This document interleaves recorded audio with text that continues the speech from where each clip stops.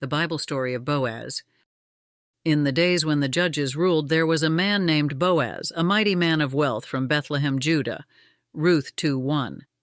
Boaz owned fields where the poor and widows could glean, according to the custom of the law, which allowed them to collect grain left behind by the reapers. Leviticus 23:22. One day, a Moabite woman named Ruth, who had come to Bethlehem with her mother-in-law Naomi after the death of her husband, went out to glean in the fields. It happened that she found herself in a part of the field that belonged to Boaz. Ruth 2:3. When Boaz came to check on his workers, he noticed Ruth and asked his servant who she was. The servant replied, "It is the Moabitish damsel that came back with Naomi out of the country of Moab." Ruth 2:6. Boaz spoke kindly to Ruth, saying, "Hearest thou not, my daughter? Go not to glean in another field, neither go from hence, but abide here fast by my maidens." Ruth 2:8. He told her that he had commanded the young men not to touch her, and that she could drink from the vessels his workers had drawn. Ruth 2:9.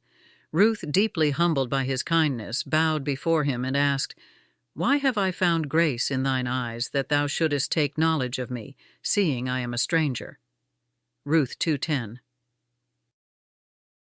Boaz replied, "It hath fully been showed me all that thou hast done unto thy mother-in-law since the death of thine husband, and how thou hast left thy father and thy mother and the land of thy nativity, and art come unto a people which thou knewest not heretofore." Ruth 2:11.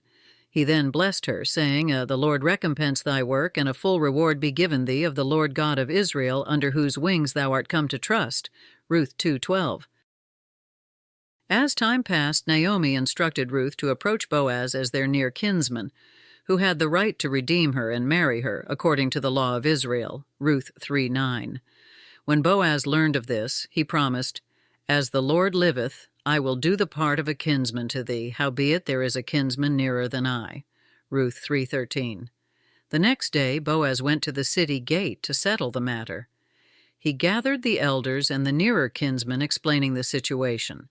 However, the nearer kinsman declined to redeem the land and marry Ruth, leaving the responsibility to Boaz. Ruth 4:6.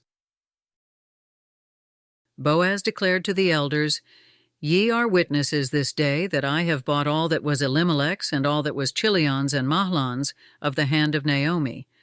Moreover, Ruth the Moabitess, the wife of Mahlon, have I purchased to be my wife."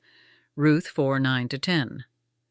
The elders blessed Boaz, and he took Ruth as his wife. In time, Ruth bore a son named Obed, who would become the grandfather of David, the future king of Israel. Ruth 4:17. Thus, Boaz's faithfulness and righteousness secured his place in the lineage of Christ as recorded in the Gospels. Matthew 1-5. Leave me a comment, subscribe, and be blessed.